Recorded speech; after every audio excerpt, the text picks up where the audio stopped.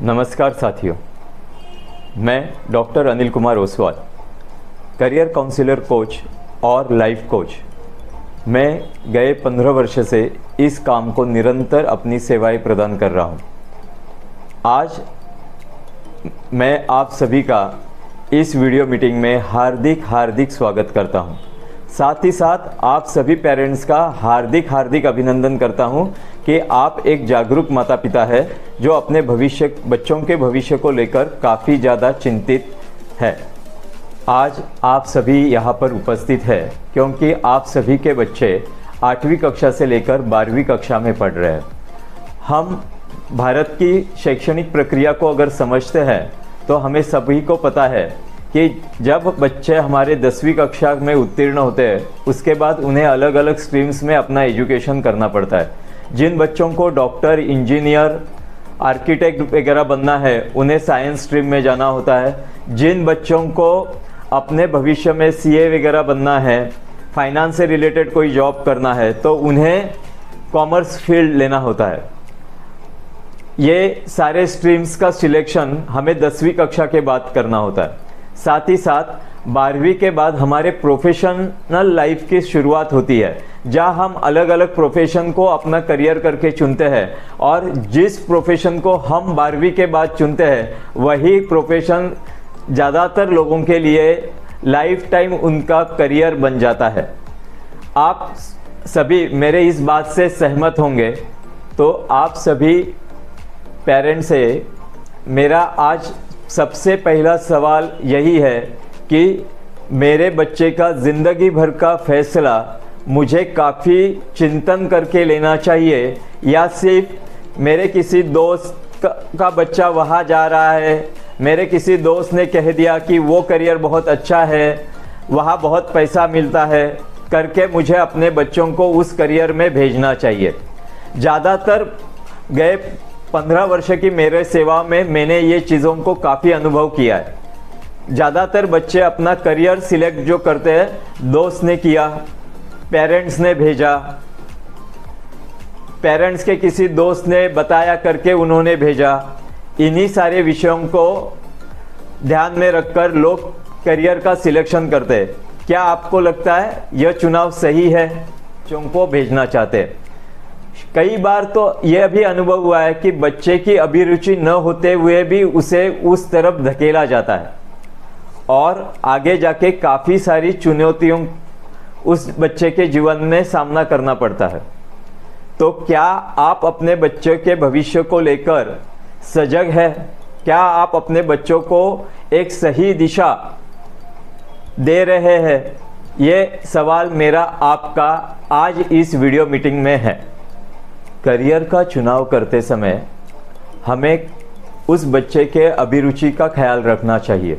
साथ ही साथ उसके कौन सी क्षमताएं उसके अंदर विकसित हो चुकी है, कौन से स्किल्स उसके डेवलप हो चुके हैं, इन सारों का अध्ययन करके हमें एक उत्तम करियर उस बच्चे के लिए चुनना चाहिए। आप सभी मेरे इस बात से सहमत होंगे। आप सभी ने अनुभव किया होगा कि अगर बच्चे के अंदर उस विषय को लेकर अभिरुचि नहीं है तो क्या उस करियर को वो लाइफ टाइम तक कर पाएगा? अगर उसके अंदर वो क्षमताएं नहीं हैं तो क्या वो उस करियर को न्याय दे पाएगा? अगर भविष्य को लेकर हम बहुत बड़ा प्रश्न चिन्ह अपने बच्चों के जीवन में खड़ा कर देंगे गलत चुनाव कर तो हम ही उसके लिए दोषी होंगे। आप सभी मेरे इस बात से सहमत होंगे।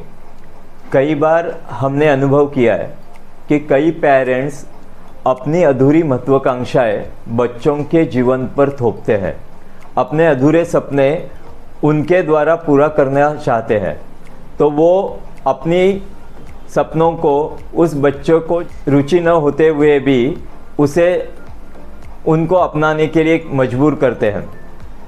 इससे उनका भविष्य आगे जाकर काफ़ी अंधकारमय बनता है। इसलिए हमें काफ़ी सजग होकर और पूरे बच्चों के अभिरुचियों को, उनकी सभी क्षमताओं को ध्यान में रखकर उनके करियर का चुनाव करना चाहिए कि जिससे हम उन्हें एक सफल और उज्जवल भविष्य दे सके।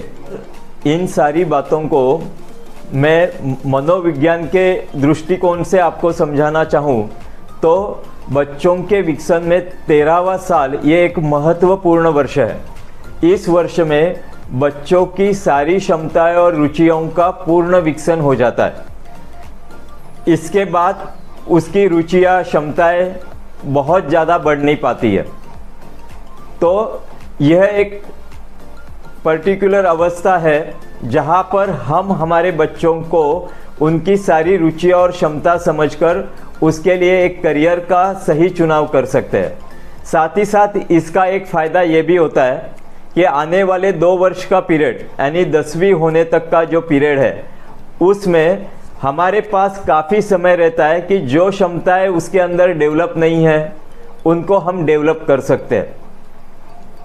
तो मेरे हिसाब से 8वीं कक्षा में रहते समय अगर हम हमारे बच्चों को करियर सिलेक्शन करते हैं तो वो उनके लिए काफ़ी ज़्यादा फ़ायदेमंद साबित होता है।